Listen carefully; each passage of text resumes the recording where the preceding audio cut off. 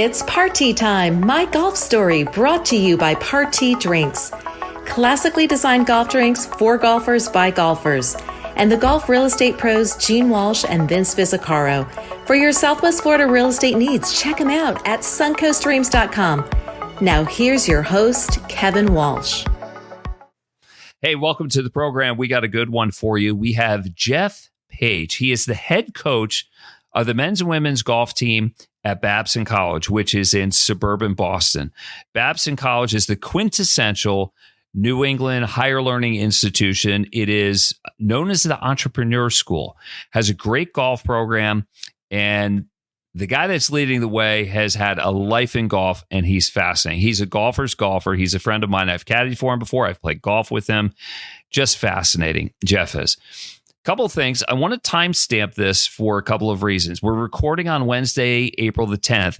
Tomorrow, April 11th, starts Masters Week, my favorite week, the time of the year, because it almost feels like a rebirth. It feels like the start of the golf season, even though I live in Florida and the golf season is year round. For a lot of people in colder climates, it really marks the beginning of something. This recording with Jeff Page, the coach at Babson College, golf coach there, is going to air the week of April 15th. I want to call your attention to another golf tournament, which is happening in my backyard. It's the Lecom Suncoast Classic. It's a Corn Ferry Tour regular stop at my home club, Lakewood National Golf Club. And so if you want to see the stars of tomorrow, come out and visit us at that time. And if real estate happens to be in your mix, if you're looking to purchase a home at a golf course, or if you already live at one and you want to sell it, there's nobody better than the real estate team of Vince Visicaro and Gene Walsh from Fine Properties in the greater Sarasota area. Check them out at suncoastdreams.com, or you can call them at 941-220-4000.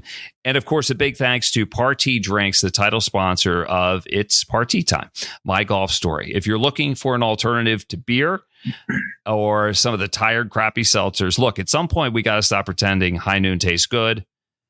If you think High Noon tastes good, you probably think yogurt tastes good. And we all know both don't. There's something better. It is Party, for golfers by golfers, and it makes all the difference. All right. So that's just the headlines. That's just the starter of things. Let's bring Jeff Page on board.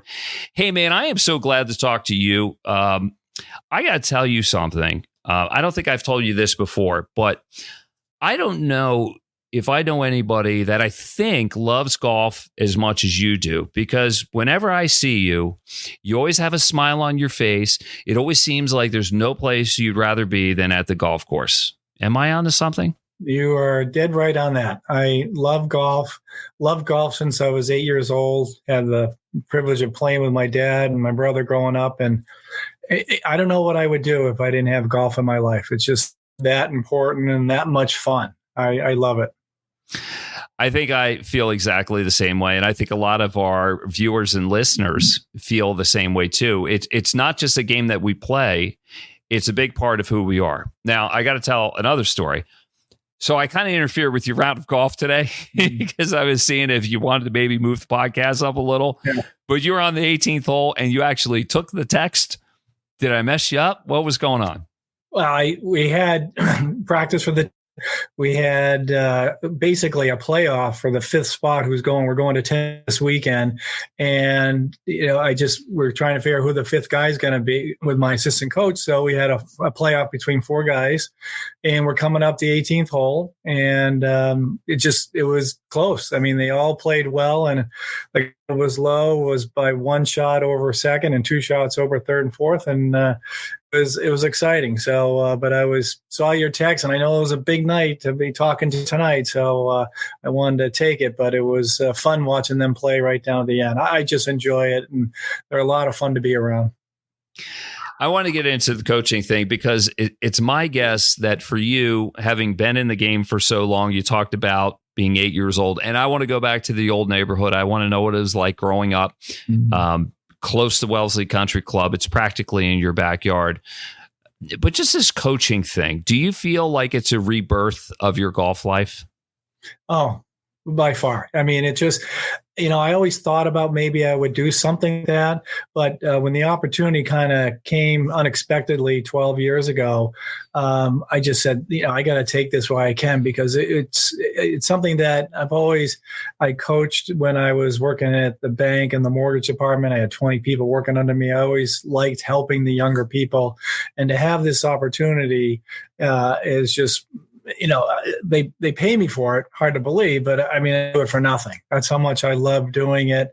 And just being around the guys and interacting with them, and I get along with them. And, occasionally I can, take them out in the course and beat them once in a while. They hit it a mile by me, but it's, the number of shots into the hole, as you know. So, but it's something that, at my age, 66, it's a second career of something that's made me 20 years younger. Love it. I'm looking over your left shoulder, and my eyes are drawn to a Masters flag. Actually, the whole room. Can we do where are you, first of all? This is my man cave. That flag, Augusta flag, is signed by Arnold Palmer, and so that is obviously something that I really cherish. Right next to that, I'll move my damn head, is the medalist I got for the U.S. seniors qualifying last year. So that's important. And then over on my right shoulder is the MGA, the Mass Golf Association, has a professional photographer, and he comes out to all the events and takes pictures and stuff. So anything better than I could do. So it's that's one of me playing in, I think, the Mass Seniors some years ago and stuff. So it's a lot of fun. And then next to the Masters flag, I have two big jars of logo balls from different colleges and around the, New England, the South. So the guys on the team know that I collect them. And so every week or so, they'll be giving me balls that they found in the woods from the other team. So I got a couple of big things of that. And it's really kind of pretty good. I'll scan over here. Oh, yeah. Flag up there from Country Club. I got wooden shafts clubs over there that older, and I just there's an old picture of Wellesley over on that side of the wall, Quinnipiac, All-American plaques and stuff. So it's golf is a big part of my life, as you can tell, but it's a lot of fun, and I don't know what I would do if I didn't have tournaments coming up to play in. I mean, I enjoy prepping for them, getting ready for them, and gives me something to shoot for, to be honest with you. It's great. I think one of the keys to life is you always have to have a forward point. You have to have something to look forward to. And with golf, you have dates on the calendar that you just mentioned, but there's always something that we could be working on. We're always tinkering. I mean, Tiger Woods in his prime he dismantled his swing after he had arguably the greatest year of all time because he thought he could get better. So yeah, I get it. Take me back to your childhood. What street did you grow up on? Give us like a geographical reference and what life was like. Let me feel like I was there with you and maybe playing some kind of pickup ball on your front lawn. Yeah, I was very fortunate. If someone knows the area, you got Wellesley Country Club. At the time, 7 holes were across the street from the clubhouse. The Babson College is right next to it. I was basically a driver and a wedge from the 6th hole. At that time, it was a 12th hole at Wellesley. And my brother and I would go up and sneak on those holes as kids in the afternoon after school. And then when my dad came home, he'd take us out there and play, and we'd have these matches, and we'd be there until you couldn't see anymore. It was great. And then we just would walk home. It was a lot of fun. And, being out there with my dad and my brother doing it. And it was just, great to do it. We used to play a game on the last green, putting game, all the time. And, my dad would usually win. And, my brother and I would try to be beating him. And when we finally did, it was always exciting that we beat my dad. Because, he was probably got down to about a 3 handicap in his heyday. Never a long hitter, but very straight, very good around the greens. And, we grew up seeing that and wanted to be just like Dad. Jeff Page, head coach of the men's and women's golf programs at Babson College, is our guest today. Big thanks to Party Drinks, the title sponsor. If you're looking for an alternative to beer, High Noon, and the hard seltzers, then Party is for you. And also big thanks to the real estate golf pros, Gene Walsh and Vince Visicaro, suncoastdreams.com, 941-220-4000. And the week that this is airing, the week of April 18th through 21st, the Corn Ferry Tour is in town at Lakewood National Golf Club. 2 Arnold Palmer designed golf courses, a chance to see the great players of tomorrow, PGA Tour, or wherever they're taking their golf games. Jeff, so take me back to, so you were talking about your childhood, and I was thinking of mine at the time, playing until it was dark. I remember when I was young, I played so much golf almost in the dark or as the sun was going down, and it didn't seem to bother me.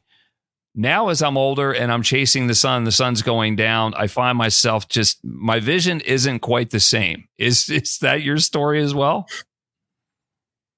Yeah, for sure. When we were younger, it'd be dark and you think, oh, we can still play. And we probably did. But nowadays it's, the eyes are going, I wear these. It's just, it's difficult to see, but it's still for me, the best time to play golf was like from 5 to 8, either after work or after school or something like that. It was just such a great time. And, the nice thing too is that, even if you weren't out if you're just playing yourself, you play the course. You're trying to beat the course when you're out there, and you can't get a better experience when you're out playing golf. Yeah, it just feels like you're connecting with nature and you're connecting with yourself, and it's just me time. I have no problem playing alone. In fact, I think I sometimes get more immersed in it, because you don't have the social obligations, but playing with friends is fantastic as well. Yeah. You were a caddy at some point. Do you take me back then? Do you remember your first loop and how much you were paid? Yeah. Oh my God. Yeah. I was thinking about that today. I probably caddied I was 8 years old. We just moved up here from New Haven, and my dad just got in as a member, but I went up caddying. The best job I have, as you've been doing it for years too and love it. But I had this friend of my dad's, caddying for him singles. I made $3 for 18 holes. And back then, you probably remember, it wasn't these light ping bags or Sun Mountain bags. They were these big, heavy leather bags. The straps were falling apart, and we had to really lug it. And then like my dad, he'd probably have 20 balls in his bag. I used to get so mad if I ever carried his bag. But I remember carrying for 18 holes, and I do remember like a couple of times later caddying for somebody that was, again, a friend of my father, just at the club, and he hit a shot. I will never forget it. On 17, he hit in the woods, and I'm just like 8 years old and stuff. And I said under my breath, but loud enough for him to hear, "In the woods again?" He started laughing and told my dad later, because, he'd been hitting in the woods. I was used to my dad hitting it right down the middle, and didn't realize that, there's other people out there that are not very good. And it was just a lot of fun. But the best job I've ever had in my life is caddying up at Wellesley Country Club. I was a caddy master up there when working for the late Les Bond, which he was the pro there, and just a great guy, and loved working for him, and took my first lessons from him. So $3 back then, it doesn't seem like much, but $3 could get you somewhere back then. Yeah. And I would assume that, like, among your friends, you probably had more cash in your pocket than they did, because you had the steady cash flow of caddying, right? That was a joke, because I was the richest 8-year-old in the neighborhood, because none of the other kids were caddying. And if they were doing a newspaper route or something, they were getting 50 cents or something.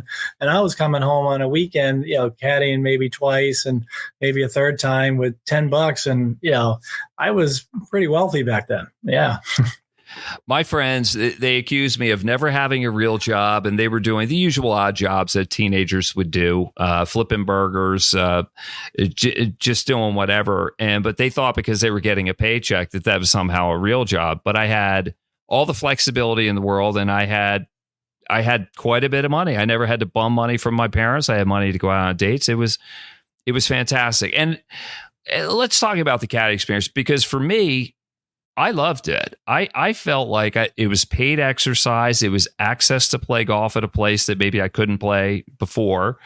And it was just a big, it put me around people of clout. I actually heard adults and adult conversations at a very young age, which sometimes included colorful language. I would hear about their businesses, about their relationships and everything. Did you have a similar one? Yeah, I mean, you learned how to act with adults when you're 10, 11, 12 years old. I mean, that's so hard to find, especially nowadays. But back then, you learn to act in front of adults. You learn to, talk to them and be respectful to them and so forth. And, there's some key people that, like, I got a job, this is going way back when, at State Street Bank, because I caddied for the president of the bank. And he liked me, and I was in sales, and he said, you do well over at State Street. Why don't you come over? And next thing you know what, I got a job. But it wasn't why I was doing it, but it just the relationship I have, forged with people to this day. That same person, Peter Madden, who was president of State Street Bank, he lives in Florida. I talk to him regularly. He's a Babson alum and, a great guy. And it just, people like that, it was just, a lot of fun. But you learned how to, act in front of adults. No doubt about it. You take the words out of my mouth there, because I think when I graduated from college, just talking to older people, listening is as important as it is talking to them. It prepared me for a life in broadcasting. I just felt like I'm just repeating some of what I did before. And so I was so thankful for that. Yeah. The caddy program at Wellesley Country Club, it has been in existence for 100 plus years. And then I came like crashing through the ceiling when I was like 40 years old. Did I add to the experience, or did I mess it all up? No, you know what? It was great because, the younger guys would look up to you. Almost like a coach almost, you have the teenagers or the 12-year-olds looking up and because you knew what you were doing, trying to teach the younger guys. So, no, I think if anything, it was kind of, we felt like we had a celebrity, we go home tonight and go watch Kevin on the 6:00 news do the sports report. He just caddied for me, so it was, it was kind of fun. And it's something that I would do it today if I had the time, because I actually do occasionally last summer caddy for some of the guys that were either on the team a few years ago that are playing in the state amateur or state open and stuff like that. And I just love it. And, it's nice to interact with those, I call them kids, but they're adults now. But, it was fun. But, you kind of brought some, not clout, some, just responsibility of the job that I think people looked up to you. And like I said, it was fun seeing you 6 hours later on the news. I just really enjoyed my time there, and that's why I'm wearing the Wellesley Country Club shirt right now, just to honor the people that were so good to me there. It gave me access to the golf course, and just knew it was a side hustle, but I got something out of it, and hopefully they did as well. And there's nobody better than the existing caddy master there and the manager of outside services, Frankie Cartaglia. I mean, everybody knows Frankie. He is the best. He's just a whirl of energy, and he's the straw that stirs the drink over there. So over your shoulder, we talked about this earlier. You talked about the signed flag from Arnold Palmer. Do you have an Arnold story? Yeah, actually, he came to Wellesley Country Club. I was, I think, 17 at the time. He did a exhibition. I think he was there for the We Met fundraiser tournament that we had going on that day. And so what he first did is he did a clinic, and we had mowed down a little area by now the 10th tee. It was the first tee at the time, the old clubhouse. But he came and did a clinic, and then he went out and played basically one hole with each group. And I was lucky enough to be in one of the groups. So I'll never forget it. It was, I got to talk to him on the 13th tee. It was the fourth hole at the time, but it was a 13th tee now. And, he what hit was a drive. that like? Stop for a second. So you're talking to him. What's that like? it was, it's like talking to your idol. It's, you're almost like speechless. You're trying not to sound like an idiot and try to think of what can I ask him? This is an opportunity like that to shake his hand and have him looking you right in the eye and just listen to him talk and stuff. It was great. I could find it around here somewhere. I probably still have a picture of him standing with me and on that tee and my long hair and it's just. Whoa, wait a minute. You had long hair? Oh, come on. I was in the 70s. Yeah. I had long hair. It was all over the place. Now look at me. It's Jesus.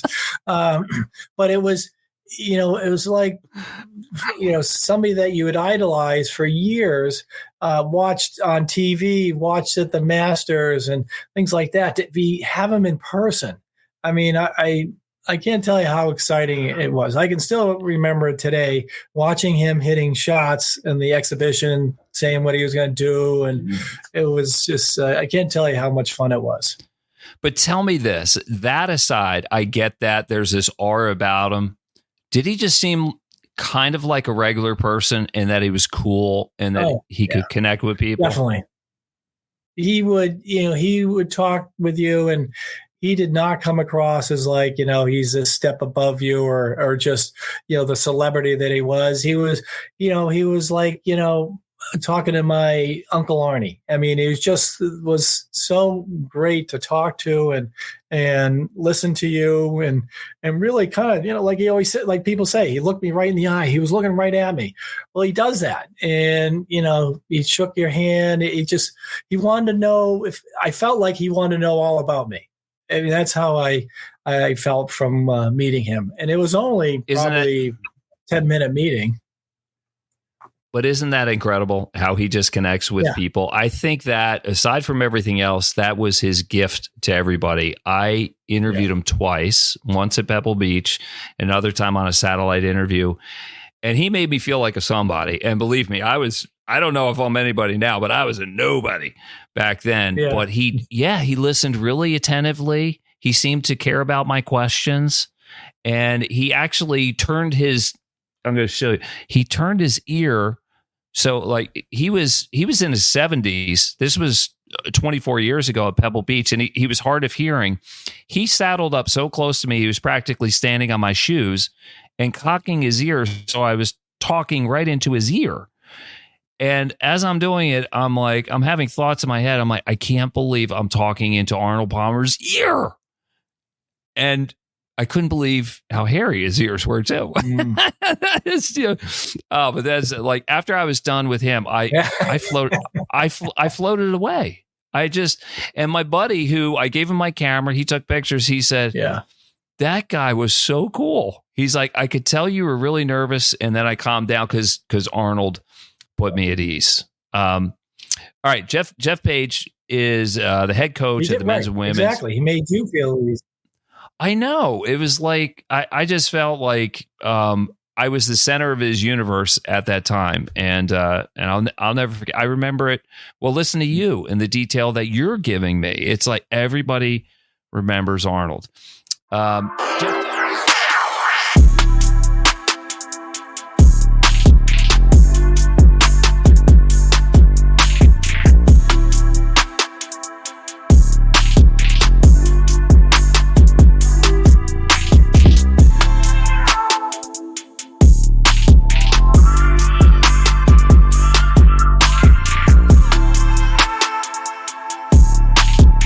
Jeff, tell me about coaching. You've coached the men for several years, and you just added the women to your job. Is it the same, or are there some obvious differences between coaching men and women? Yeah, it's what's that line? Men are from Venus, whatever that line is. But I've been doing the men for 12 years, and we just last fall started the women, and it is like day and night. The men are, cocky. They're, razzing each other, razzing me, the assistant coach. They're just, doing a lot of that. The women are very respectful. They're shy. They're quiet. They already noticed coming out of their shell a little bit more this semester than last semester. They're playing a little bit better. And so, but they're just, it's just a different world. Now, having 4 daughters growing up, it was with them, I feel like I've got a little bit of knowledge of how to be around, I don't say teenagers, but young adults. They're doing very well. We had a great tournament at Camp Lejeune last week, and it's just been very enjoyable for the first year we've had it. The tough part is, trying to, with the guys, what they're thinking. If they don't show it on their sleeve, they tell you. The women, you're always trying to figure that out, and you're trying to figure that out when you're on the course trying to coach them or calm them down or give them advice. They're more receptive, I would say, of advice of how to play the course. One of the things I bring to the team, men or women, is course management, and they're more receptive. And then the guys think they can pull off every shot in the world, which they can't, but they, so it is different in that way, but it's been enjoyable and a learning experience. We had a little conversation on the phone as you were going to Camp Lejeune, with your team. And I know you were in the team van. I could hear a lot of commotion. You were asking for directions, and it reminded me of being in the team van when I played college golf at Purdue. Yeah. There was a lot going on. What's going on in the van behind you as you're rolling down the road trying to get to wherever you got to go? Hopefully my wife doesn't hear this thing right away, but it's,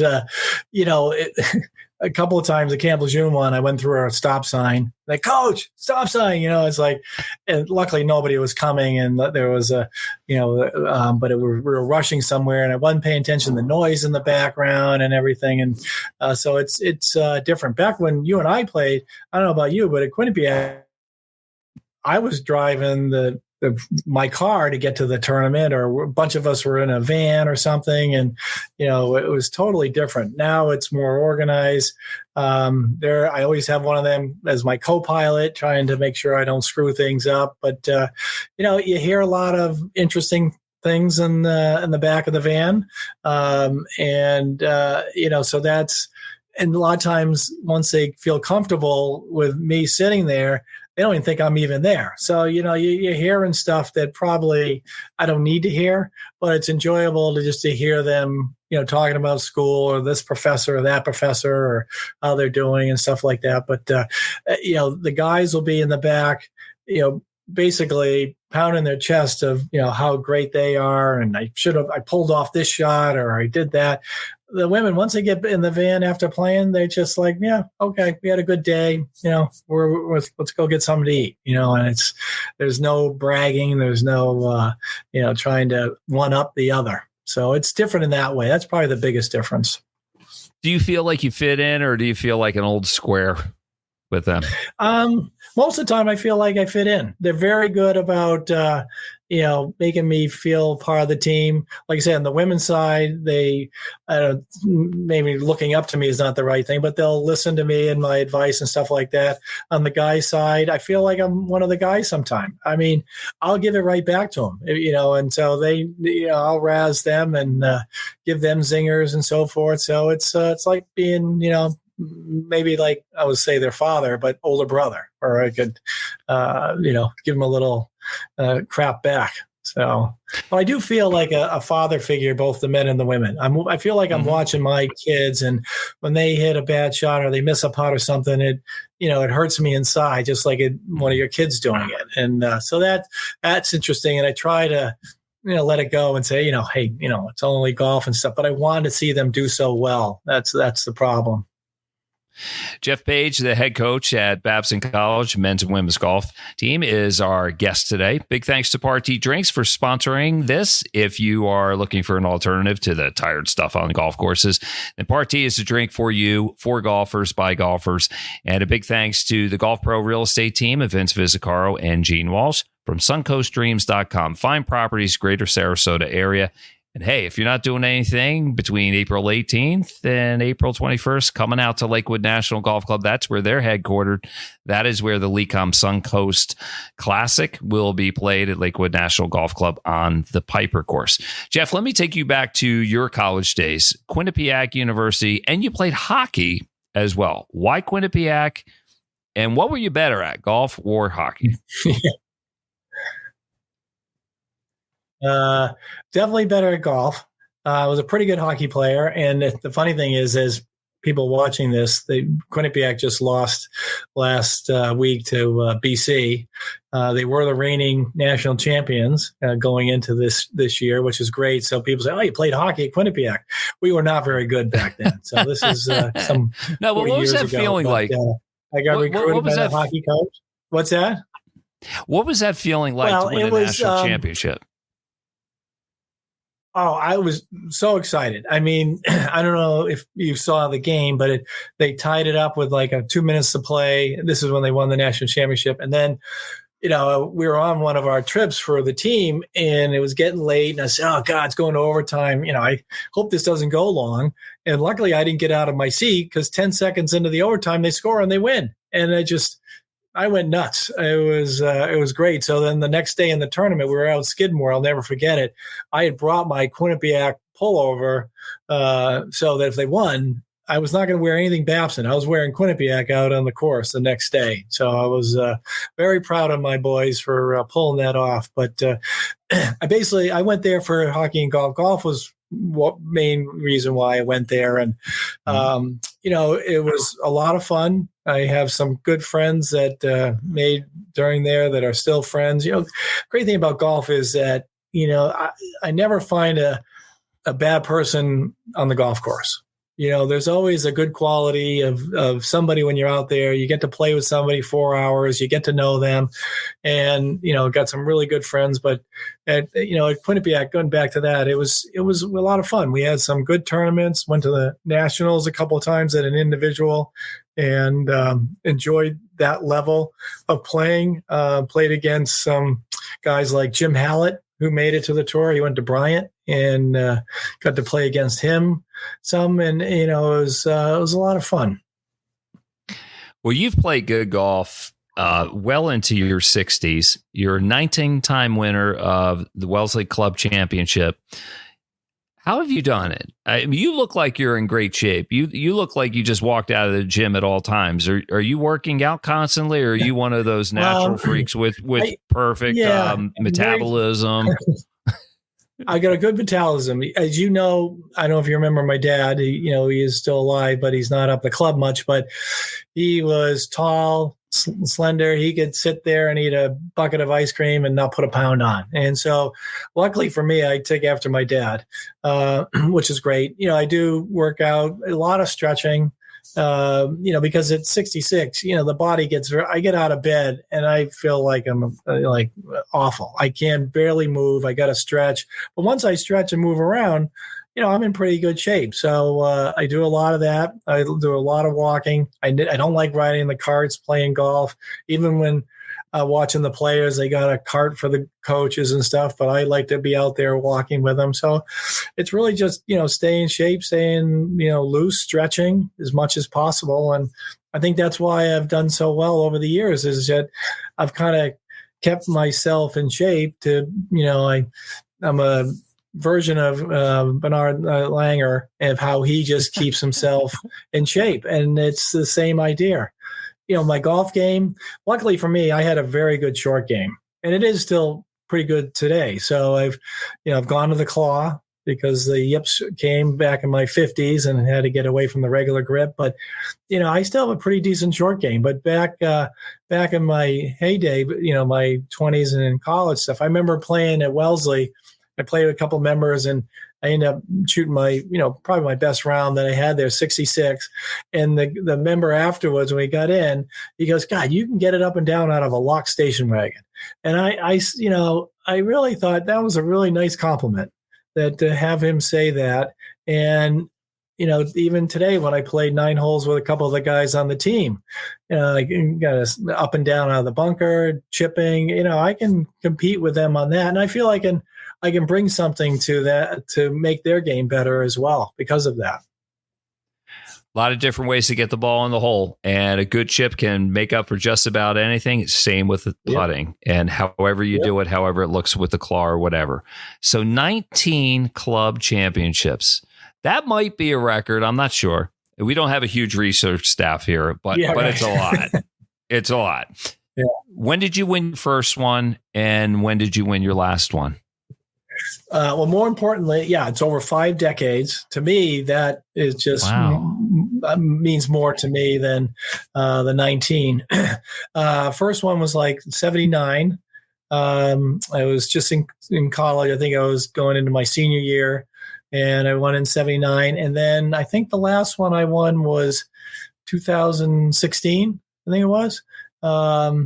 And that there's been out of the 19, there's been some really fun ones where like one time, Doc Kaminer, Mike Kaminer, probably very well, caddying for him. We had an epic finals, 36-hole finals. We went 40 holes. I basically wore them out on the fourth extra hole. And it was just, it was probably the most enjoyable match I've ever had. And Mike would say the same thing, even though he was on the losing side of it. But, he was, I think, 1 up with 2 to play. I remember winning 17. We had 18. He had a putt on the first extra hole. I literally was behind him, had my hat off, ready to congratulate him, and he missed the putt. Now, it wasn't like, that easy of a putt, but I figured the way he'd been playing, he was going to knock in this 4-footer, and that was it. He missed it, and I felt bad for him. But we went 3 more holes, and it was probably the most enjoyable match I've ever had. I think your last club championship win in 2016, I was caddying for your opponent, Alex Stickenberger. And if I got it right, I think you eagled the 17th hole. And you both hit it on the green in 2, and it's like 550. It was into the wind, and you made an eagle putt, and he just missed it. So how's that for a trip? Yeah, actually, that was the year Snick was and DJ Hines. Remember that name? Yeah, I don't know if you remember that, but I eagled which at the time now it was the 18th hole. Then eagled that to get into the playoff with Snick and DJ, and won it on the first playoff hole by birdieing in the first hole. There's several things that take from that. One, I was older, a lot older than these guys, probably by 20 or 25 years. So that was kind of fun. But, I felt like, there was no age difference, meaning of just the way we were, talking back and forth, enjoying golf. So it wasn't, there was no age difference there. We were all 3 of us were out there just playing golf, just for the love of the game, as they say. And that's what's so much fun about it. As you can play with somebody 80 years old or 20 years old at different levels and have a great time. It's just, it's what other sport can you say you can do that? Not many. Bocce. Golf is it. It's the game for a lifetime. Tell me about your wife. I don't think I've ever met her before. And does she understand how important golf is in your life, the time away for coaching and just for playing with your friends? Yeah, she's not a golfer. She actually knows how to play golf, or had lessons when she was a teenager from her parents who were big golfers, and but she got a bad back, but she just never got into it. But she knows how important it is for me, and she allows me to do it. She gets a little tired in the fall and the spring when I'm away every weekend for like 4 or 5 weeks and stuff, and she really enjoys when it's over. And payback for me is tough because I got to do all these things for her, but she understands how important it is, and and allows me to pursue my dream of being a golf coach and just playing golf and how much it means. So she's great about that. I will give her a lot for putting up with me. How long will you coach? Yeah, good question. Lisa, my wife, asked me that the other day, and I'm 66. I'll probably go at least till 70, and just then kind of evaluate it. If I still love it, I don't see why I would stop. It's, but if it gets to be, the only thing that it's tough coaching at this level with the team where we travel is the travel. We came back from our tournament last weekend. I had a house at 2 a.m. and, that may wear on me after a while and so forth. But, if I still love it and the guys are fun, the women are fun, I want to, keep doing it. I really want to, we came real close with the team I had on the men's side. We were ranked as high as 3 in the country. And, if we kind of all put it, we could have done something and won a national championship. We had beat teams that were really good that year, and we just, we didn't do it. But I like level again. I'd like to get the women up to that level, and I think we can. I mean, it's a great product. Babson College, as you know, and many people that know of it, is a great tool for recruiting. If somebody wants to be in the business world and entrepreneurship or just a top level business school, they're going to want to come to Babson. So I feel we can have pretty good teams going forward. Well, you've had pretty good teams so far, and I think a lot of that has your fingerprints all over it and your influence. You're a friend, which means you're mine. Anybody that plays golf is a friend of mine. I can tell how much you love it. I told you at the beginning, I'm not sure I know anybody that loves it as much as you, because you on your face, on your sleeve, I get it. And I appreciate you spending some time and telling us your golf story. That's what we do here on It's Party Time, my golf story. Can you come back sometime, Jeff? Oh, I'd love to. Love to come back when we've won a national championship. How's that? That'd be kind of neat to talk about that. But yes, anytime. Kevin, I really appreciate the invite. And we had played last year down in Florida, and that was fun. And hopefully we get to do that next winter when I'm down there. So. That's a deal. You win that national championship, work on that. I'll make the golf arrangements. That's the easy part. There you go. Right, so let's say goodbye. Jeff Page has been our guest. He's the head coach of the men's and women's golf programs at Babson. Big thanks to our title sponsor, Party Drinks. For a good golf alternative, Party is the drink for you. And a big thanks to the real estate pros, Vince Vizzacaro and Gene Walsh, from Fine Properties in the greater Sarasota area. Hey, come on out to Lakewood National Golf Club the week of April 18th through the 21st. Check out the Corn Ferry Classic to see the stars of tomorrow, and check out some real estate. Gene and Vince can certainly help you out. Their number is 941-220-4000. For Jeff Page, I'm Kevin Walsh. We'll see you again next time on It's Party Time.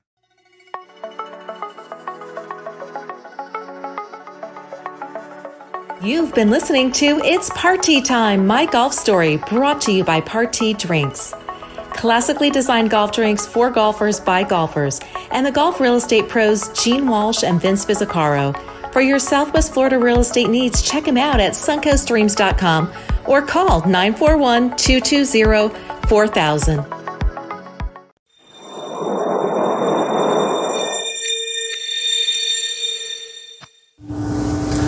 This is Vince Vizzacaro and Gene Walsh with the suncoastdreams.com real estate team at Fine Properties. We've helped hundreds of families find their dream homes in golf and resort communities in Lakewood Ranch, Bradenton, Sarasota, Parrish, Venice, and the surrounding areas. Let us be your guides to finding your dream home here as well. Learn more at suncoastdreams.com or call us at 941-220-4000.